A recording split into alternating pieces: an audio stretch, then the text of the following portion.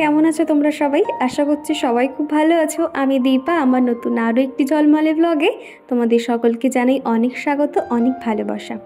আজকে হচ্ছে বৃহস্পতিবার, আর এই বৃহস্পতিবার মানেই কিন্তু দিনটা আমার কাছে অনেক স্পেশাল। এই বৃহস্পতিবার দিনটাতে আমি দেখা যায় অনেক তাড়াতাড়ি ঘুম থেকে উঠি, ওই 5টা নাগাদে উঠে পড়ি। আর আজকে কিন্তু ঘুম থেকে উঠতে উঠতে প্রায় 5:30 মতন বেজে গেছে। ঘুম থেকে উঠেই কিন্তু নিজে আগে ভালোভাবে ফ্রেশ হয়ে নিয়েছি, বাসি নাইটিটাও সাথে চেঞ্জ করে নিয়েছি। আর বাইরে দেখো সবাই এখন মর্নিং ওয়ার্কে বেরিয়েছে, আর এসেই কিন্তু আমি পাপোশগুলোকে তুলে এনেছি, এনে বাইরে ঝেড়ে নিচ্ছি।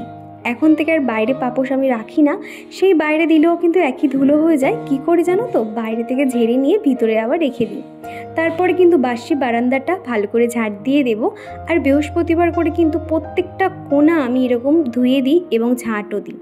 হয়তো এক এক সময় তো দেখা যায় যে সব জায়গা তো ঝাড় দেওয়া কিংবা ধোয়া হয় না, যেমন ধরো রান্নাঘরের দিকে পিছনে যে বারান্দাটা, ওটা তো ধুতে পারি না, কিন্তু এই বৃহস্পতিবার দিনটাতে প্রত্যেকটা জায়গায় কিন্তু আমি ধুয়ে দিই। আর দেখা যায় চিকুর পাপা কিন্তু এক এক সময় আমাকে অনেক হেল্প করে। আর এখন যেহেতু চিকুর পাপা ঘুমোচ্ছে, সেই ফাঁকে আমি আমার কাজটা এগিয়ে রাখছি। আর চিকুর পাপাকে বলেছি একটু পাশের বারান্দাটা একটু ঝাঁট দিয়ে দিও। সংসারে কিন্তু এই এক্সট্রা কাজকর্মগুলো করতে অনেকটাই সময় চলে যায়, আর সেক্ষেত্রে যদি একটুখানি কাজগুলোকে আমরা ভাগ করে নিতে পারি তাহলে অনেকটাই সুবিধা হয়। আগের দিন রাতে ভাত করেছিলাম, সেই ভাতের যে চালের জলটা না আমি ফেলিনি, তো সেগুলো এখন গাছে দিয়ে দিচ্ছি।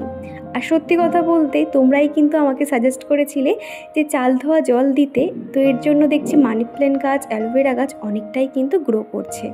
তো সেই জন্য একদমই আর কি চালের জলটা ফেলিই না। তো প্রত্যেকটা গাছে দিয়ে এখন চলে এসেছি নিজে ফ্রেশ হয়ে নিতে। প্রতিদিন রাত্রিবেলা যেহেতু নাইট ক্রিম মাখি, আর সেখানে সকালে যদি একটু মুখটা না পরিষ্কার করতে পারি, এতে কিন্তু স্কিনের অনেক ধরনের সমস্যা হতে পারে। আর এই বৃহস্পতিবার দিনটাতে আমি না সকালে অনেক তাড়াতাড়ি সবাইকে ঘুম থেকে তুলে দিই, মোটামুটি 7টার আগে সবাইকেই উঠিয়ে দিই। আর এই বৃহস্পতিবার কিন্তু চিকুর পাপাকে আর ডাকতে হয়নি। ওই যে বলে না ঠেলায় পড়লে বেড়াল গাছে ওঠে, ঠিক চিকুর পাপার কিন্তু সেরকমই হয়েছে। আগে তো 8টা সাড়ে 8টা না বাজলে উঠতোই না, আর যেখান থেকে অফিসটা ট্রান্সফার হয়েছে এমনি কিন্তু উঠে পড়ে, ওকে আর ডাকতেই হয় না একটা মাথায় টেনশন থাকলে ঘুম হয় না, ওরও কিন্তু সেরকমই। আর আমি টিকটিকি দেখে যে কী পরিমাণে ভয় পাই কি বলবো, আমি চিকু সব সমান। আর এখানে জানালা খুলতে গিয়ে দেখছি একটা টিকটিকি, তো ওটাকে দেখেই এখন ভয় লাগছে। তো ওটাকে যে কী করে সরাবো, ওই জন্য আর কি হাতের কাছে যা পেয়েছি সেটা নিয়ে হই করছি যাতে একটু সরে যায়। তো যাই হোক, ওদিকে জানলাটা তো খুলে দিলাম আর পর্দাগুলোও সরিয়ে দিয়েছি। তো প্রত্যেকটা ঘর বারান্দা সুন্দর করে ঝাঁট দিয়ে দেবো। আর চিকু দেখো উঠেই কিন্তু খেলনার ঝুড়িটা নিয়ে বসে পড়েছে। তো ভাবলাম এখন খেলুক, আমি এই ফাঁকে ঝাঁটটাট দিয়ে তারপর ওকে ব্রাশ করানো, জল খাওয়ানো, তারপর ওর দিকে আর কি খেয়াল দেবো। তো চলো, এদিকে কিন্তু ঘর বারান্দা সমস্তটা ঝাঁট দিয়ে এখন আমি পাপোশগুলো দিয়ে দিচ্ছি। তোমাদের মধ্যে কেউ একজন কমেন্ট করেছিলে, দিদিভাই তোমার মেঝেতে এক একটা জায়গায় সাদা হয়ে নোংরা হয়ে পড়ে আছে, তুমি ওগুলো একটু পরিষ্কার করে নিও। কি জানো তো, এইগুলোকে আমি কি বলবো, আমি আগে অনেকবার বলেছি, তোমরা যারা রেগুলার ভিউয়ার্সটা আছো জানো, আর যারা নতুন তাদের উদ্দেশ্যেই বলা। এই ঘরের এক একটা জায়গায় এমন সাদা স্পট এবং কালো স্পট পড়ে আছে, সেগুলো আমি অনেক চেষ্টা করেছি কিন্তু পারিনি, জানো তো। এমন যেদি দাগ হয়ে রয়েছে দীর্ঘদিন থাকার ফলে, অন্তত 5-6 বছর এরকম যে দাগ, সেটা কি আর সহজে ওঠে? সেটা তো তুলতে একটু সময় লাগবে। তাও তো আমি অনেক চেষ্টা করি এগুলোকে তোলার। আর এখন কিন্তু আমি এইসব জায়গাগুলো একদমই রেখে ঠেকে রাখি না, জানি তোমরা আমার নিজের ফ্যামিলির মতন, সেই জন্য কিন্তু তোমরা এই দাগগুলোকে দেখতে পাও। তো যাই হোক, সকালে এখন কাজকর্ম মোটামুটি সেরে নিয়েছি। আর আজকে কিন্তু বেশি ভারী টিফিন বানাবো না, হালকার উপর দিয়ে টিফিন বানিয়ে নেব। আজকে ভাবছি একটু চিড়ের পোলাও মতন বানিয়ে দেব। আর এটা কিন্তু অনেক তাড়াতাড়ি খুব সহজেই হয়ে যায়। তো পাশেই বাগানে আর কীরকম কারি পাতার গাছ ছিল, কয়েকটা কারি পাতা তুলে আনলাম, এনে একটু সর্ষে ফোড়ন দিয়ে কারি পাতা দিয়ে বাদামগুলো ভেজে নেব। আর আজকে কিন্তু বেশি সবজি দিইনি, একটু গাজর, আলু, পেঁয়াজ এগুলোই দিয়েছি। আর তোমাদের মধ্যে অনেকেই জানতে চাও আমার বাড়ি কোথায়, আমার শ্বশুর বাড়ি কোথায়, আমার হাজব্যান্ডরা কয় ভাই বোন। আসলে আমার না 3টে বাড়ি। আমার বাপের বাড়ি দক্ষিণ বারাসাত, শ্বশুর বাড়ি কলকাতা, আর বর্তমানে আছি হাওড়াতে। তো আমার হাজব্যান্ড একাই, ওর কোনো ভাই বোন নেই। আর চিড়ের পোলাওগুলো দেখো কত সুন্দর ঝরঝরে হয়েছে। এর জন্য কিন্তু চিড়েগুলো ভালো করে ধুয়ে নিতে হবে। আর হ্যাঁ, প্রথমেই কিন্তু মোটা চিড়ে নিতে হবে, মোটা চিড়েগুলো কিন্তু একটুও ভাঙে না। তো ভালো করে চিড়েগুলো ধুয়ে নিয়ে জল ঝরিয়ে তার মধ্যে না সামান্য নুন চিনি আমি মাখিয়ে রেখেছিলাম। তারপরে কিন্তু এত সুন্দর ঝরঝরে হয়েছে, একটাও কিন্তু কেউ ভেঙে যাবে না, আর খেতেও কিন্তু বেশ ভালো লাগে। তো দেখো এদিকে চিড়ের পোলাওটা হয়ে এসছে, আর আমি উপর থেকে একটু ঘি ছড়িয়ে দিয়েছি, তাহলে কিন্তু ফ্লেভারটা অনেক ভালো আসে। আর ও যখন লাঞ্চের সময় যখন টিফিন বক্সটা খুলবে না, একটা কিন্তু ঘিয়ের গন্ধ পাওয়া যাবে এইভাবে উপর থেকে ছড়িয়ে দিলে। তো এখন এই যে প্যাক করে দিচ্ছি। আর এখন যেহেতু ওখানে ক্যান্টিন কোনো বসে খাওয়ার মতন কোনো জায়গা নেই, সেই জন্য এরকম ড্রাই খাবারগুলো দেওয়ার চেষ্টা করছি। আর এরকম ভাত কিংবা ফ্রাইড রাইস কিছু দিলে না খুব রেগে যায়, বলে যে সেরকম খাবার যাতে আমি কিছু না দিই। টিফিন বানানো হয়ে গেলে তারপরে কিন্তু আমি স্নানটাও করে নিয়েছি। বৃহস্পতিবার হলেই কিন্তু 8:30টার মধ্যে ঠাকুর পুজোটা কমপ্লিট করতে হয়। আর তারপরে দেখো একটু আলপনাও দিয়ে দিয়েছি। বৃহস্পতিবার হলে কিন্তু এই আলপনা দেওয়া, নিজে পায়ে আলতা পরা, এইগুলো কিন্তু আমার বেশ ভালো লাগে জানো তো। তো এখন কয়েকটা জায়গায় আলপনা দিয়েছি, বাকিগুলো কিন্তু সিম্পল আলপনা দিয়েছি, সেগুলো আর দেখালাম না।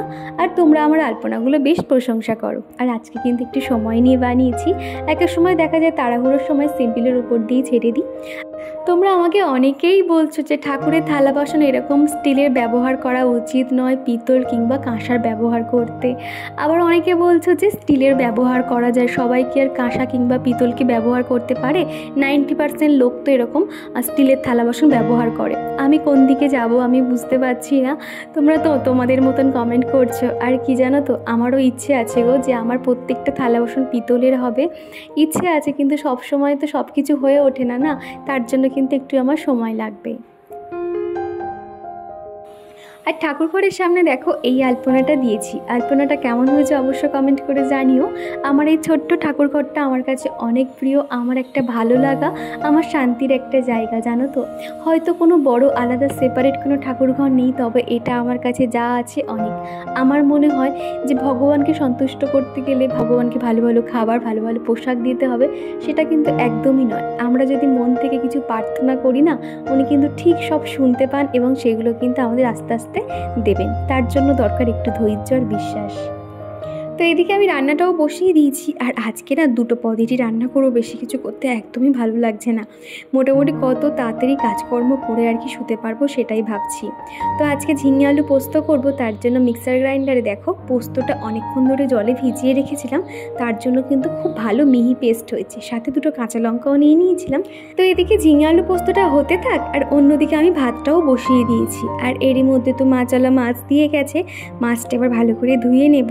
আর আজকে কিন্তু চিকুর জন্য আলাদা করে আর মাছের ঝোল করব না, একটু সাদামাটাভাবেই রান্না করব যাতে চিকুও খেতে পারে। না তো এই গরমের মধ্যে না ওই আলাদা আলাদা করে রান্না করতে একদমই যেন ভালো লাগে না। তো এদিকে দেখো ভাতটাও হয়ে গেছে। আর আমি যখনই ভাতের উপর দিই এইভাবে একটা কাপড় জড়িয়ে নিই, আর দুটো সাইডে ক্লিপ আটকে ফ্যানটা ছেড়ে নিই। এতে কিন্তু একটুও ফ্যান থাকে না, আর ধরে থাকলে যেটা হয় আর কি, সময়টা নষ্ট হয়, সেটা কিন্তু একদমই হয় না। তো এদিকে দেখো আমি মাছগুলো ধুয়ে ভালো করে নুন হলুদ মাখিয়ে নিয়েছি, এখন ভালো করে ভেজে নেব। আমি যাই কাজ করি না কেন তার ফাঁকে ফাঁকে কিন্তু চিকুর খাওয়ানো, জল খাওয়ানো, ওষুধ খাওয়ানো প্রত্যেকটা কিন্তু টাইম টু টাইম করি। আমার মনে হয় আগে ওর ট্রিটমেন্ট করা, ওর কি প্রয়োজন না প্রয়োজন, তারপরে কিন্তু আমার বাকি কাজকর্ম।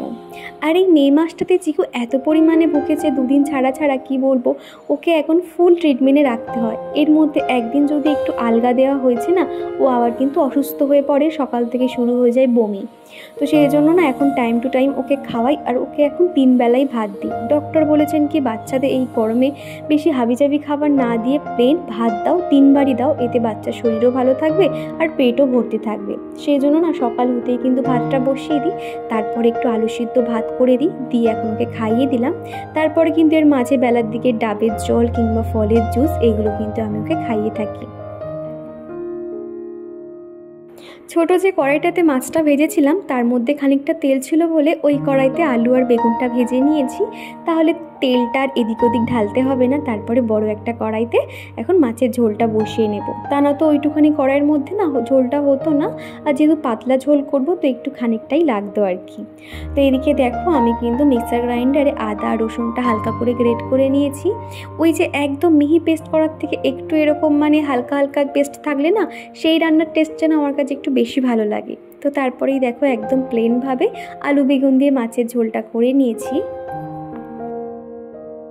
তোমরা জিজ্ঞাসা করো আমি যখন এত কাজবাজ করি চিকু তখন কি করে। তো এই যে দেখো দেখিয়ে দিলাম আমি যে রান্না করছি, আর চিকুকে ডাইনিং রুমে যত খেলনা আর একটা পাখা সেট করে দিয়েছি, এখানেই ও খেলবে। মোটামুটি কোনো রকম কোনো ঘরে ওকে আমি এরকম খেলনা নিয়ে ঢুকতে একদমই দিই না। এদিকে ওই ঘরটা অগোছালো হয়ে থাকে, আর বাইরে থেকে যখন লোক চলে আসবে দেখে ভাববে যে কত না নোংরা করে রেখেছি ঘর বাড়ি। তো সেই জন্য এই ডাইনিং রুমটা সম্পূর্ণটাই ওর সারাক্ষণই প্রায় বলতে গেলে খেলনাগুলো এরকম ছড়ানো থাকে, একা একাই সেগুলো তোলে আবার এরকম ছড়িয়ে ছিটিয়ে খেলে। বাচ্চারা দেখবে যখনই খেলুক না কেন প্রত্যেকটা খেলনা এরকম উপর করে ফেলে দিয়েই ছড়িয়ে ছিটিয়ে খেলতে পছন্দ করে। তো ভাবলাম যা করছে করুক।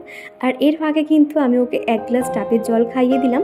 তারপরে এখন রান্নাঘরের কাজগুলো করে নেব। মোটামুটি রান্নাঘরটা ভালো করে পরিষ্কার পরিচ্ছন্ন করেই ওকে স্নান করাতে যাব। এই স্নানের আগে কিন্তু ওকে যে কোনো একটা ফল কিংবা ডাবের জল, মিছরির জল এরকম দিয়ে থাকি। তো দেখো এদিকে কিন্তু সেলফ কাউন্টারটা আমি ভিম লিকুইড দিয়ে ভালো করে মুছে নিয়েছি।